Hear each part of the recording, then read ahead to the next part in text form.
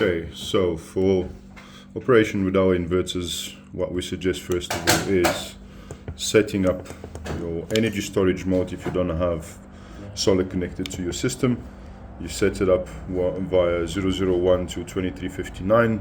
On this case, we have solar connected to this inverter. That's why it's set like that. You'd have to look at when you switch on your machine to enable EPS mode, because standard it would come disable, so you would have to change it to enable and save and success. Our battery communication, if you are using a battery that is compatible with the softwares built into the inverter, you go through to advanced system settings, battery parameters, battery type, and it's either going to be a so-far solar or pylon tech, or you can go down to default. Now default will be for batteries that are either having an issue with communication, temporary, or batteries that are not communicating. So you set up the battery type, you set up the battery capacity. Let's say in this case we have 100 amp hour, we have 100 amp hour lithium. Charging voltage on this lithium needs to be 55.5, although you won't be able to change it here until you set up over voltage protection to 56 volts, so it doesn't go above 56 volts when it's charging. Now you can set up this to 55.5. Discharge voltage, this will need to go to 48 volts, so that's the lowest charging voltage. Low voltage protection needs to be changed to 47.9, so it's 0.1 millivolt. Charging current is very important. Charging a single lithium battery with more than 20 amps is unnecessary. First of all, it's not healthy for the cells, so we set it to 20. Discharge amperage, you can leave at 100, as it will throttle the inverter if you set it lower than that. If you've got a single battery, that battery will most probably be able to take loads above 3 kilowatts for spikes or anything like that, so we leave it like this. Discharging depth, you set up here, if you don't have PV, 0, 80, 20. Now guys, pay attention, the second one will change when you change the first one. The bottom one is the very important part, where you don't want to discharge the battery below the 20% mark. And then you save. Once you save, the inverter will utilize these settings. It will say setting complete, and that's all. Now at the moment, because this battery is communicating with the inverter, it will automatically return back to our lithium type to so-far solar, as this is a so-far solar that we're using at the moment. But the default settings that we went through now is utilized on our 150 amp hour for the moment, and for any batteries that are just not communicating or charging correctly. Once you've installed and you've set up all of the stuff, please just go back to the home screen, push this button down twice.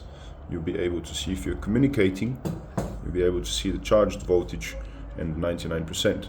Now the battery will reach 55.5 volts, and when it's in rest, it will rest at about 54.2, 54.5. Sometimes it would rest at a lower voltage, so it's not that it's not charging correctly. As you can see, my battery has been discharged 105 times already.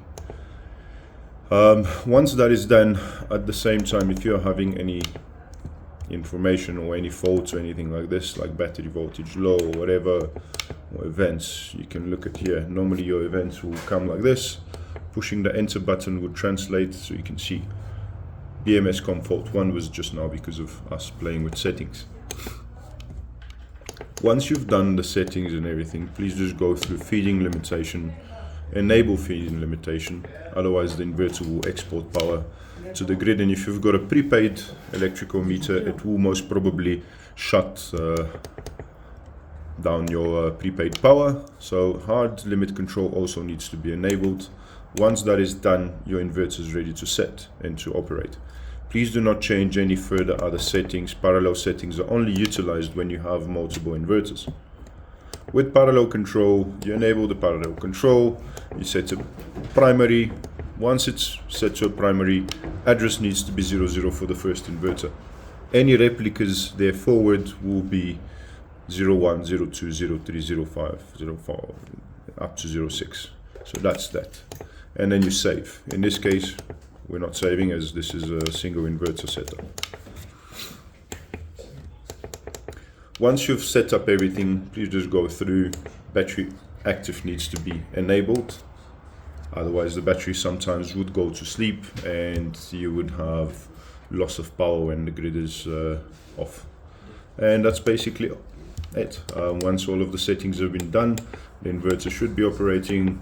And yeah, we'll do further on videos later on that we're going to be able to show you how to update the inverter, how to check the firmware version. This is with the latest firmware, so we can go once down, scroll through. Your code is 0715, and you can see here we have the latest 3 softwares. Once you've done that, you can see this is set to General Europe at the moment. Here you have battery communication and all that stuff, safety parameters, safety voltages and that, debug information, and that's all. So inverter information is the more important part where installers would have to work with. You push once down, push enter, and you will go into. Normally it will ask you for a password, but once you unlock it, it will stay open for about 60 seconds. And, in the other case of some people going through step 1, once you open your inverter and you set it up and you switch it on, it would go through setting language, date, time, and whatever. In some cases, people would look at PV setup and it would actually be set incorrectly, where it would be normally it's independent, so each one MPPT is separate. But I've seen it in cases where people would change it to parallel, as they think because it's parallel to inverters they have to parallel. It's incorrect. Keep your MPPTs independent so that you can connect the different amounts of array. The different amounts of array is basically you can have 5 panels on the one, 6 on the other MPPT, and it's not going to have an issue. If you have the exact same direction and the exact same array quantity, then you can utilize the paralleled PV input. That's all. So thank you very much, and you can enjoy your inverter.